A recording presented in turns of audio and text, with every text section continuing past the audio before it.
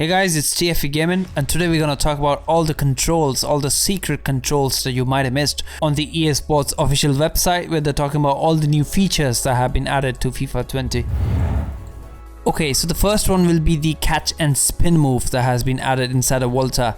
This is mentioned in the EA Sports article, and it says hold L2 or LT and perform a fake shot that's basically square or circle, and then press the pass button to perform the catch and spin move inside of Volta. The catch and spin move is basically a thigh catch that's performed in street football to take the ball off the ground.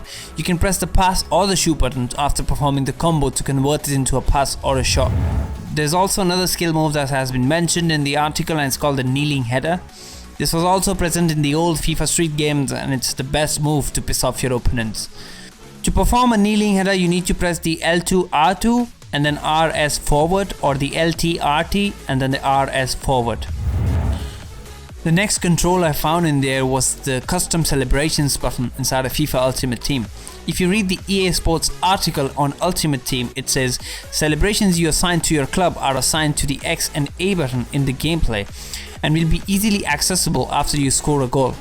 Assigning your custom celebration won't remove the ability to trigger any other celebration with their assigned button combinations. So basically, if you unlock a celebration inside Ultimate Team, you can assign it here in the customization tab. To trigger the celebration, you need to press the X or the A button with your controller. There's also a couple of controls that have been changed inside the FIFA Ultimate Team squad screen menu, and if you read the Ultimate Team article, it clearly says selecting a player in FIFA Ultimate Team and pressing the RB and the R1 button will take you directly to your club.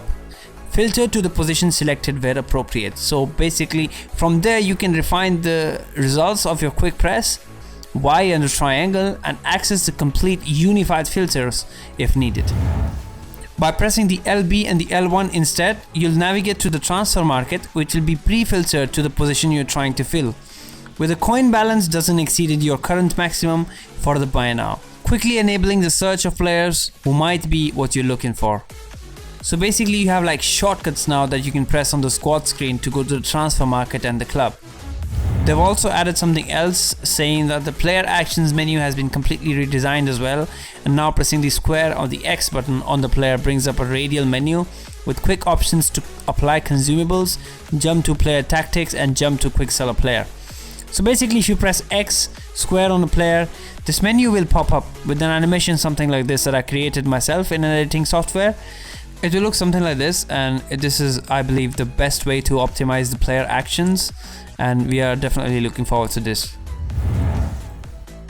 Okay, so the next control I'm going to talk about is for the career mode players, since they'll use it a lot. The career mode has new pre and post match conference cutscenes, so that means they'll have to look at 2 cutscenes per game, which is quite boring. So there's a way to fix that. If you look closely in the EA's article, it says pre and post match conferences. It says attend conference at the bottom, but if you look closely, you'll see skip conference as well next to it, which is, I believe, the best thing they've added, because you can't be sitting down for 2 cutscenes per game and just keep on with your player morale system every time. It's just too boring. Sometimes you just need to skip it. So square is the button to skip all the conferences. Next up is the aim mechanics when taking free kicks, and in the article it says the first step was the new aiming mechanic. The new aim now works with a reticle displayed on the goal, and players can use their pad to choose where to aim their free kick. The first thing to notice here that they are saying that you can use your pad to aim. Now there are only 2 pads on your controller, one being the D-pad, the other being the touchpad.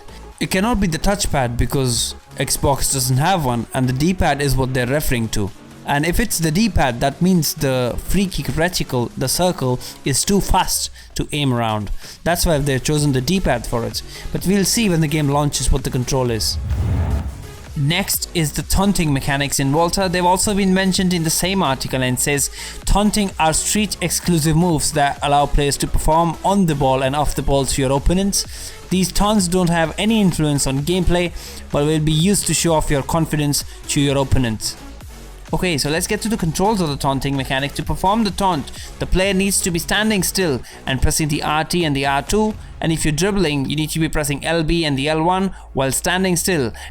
So basically, the controls are RT and the R2 if you don't have the ball, and the LB and the L1 button if you have the ball.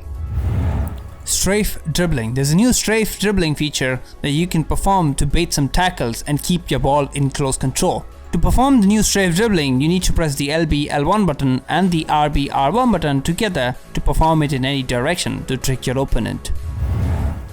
Lofted passes. There's a new dink pass in FIFA 20, which is a slightly elevated pass used to avoid the defender's leg. To perform this pass, you need to press the pass or the through button twice to avoid the defender's tackle.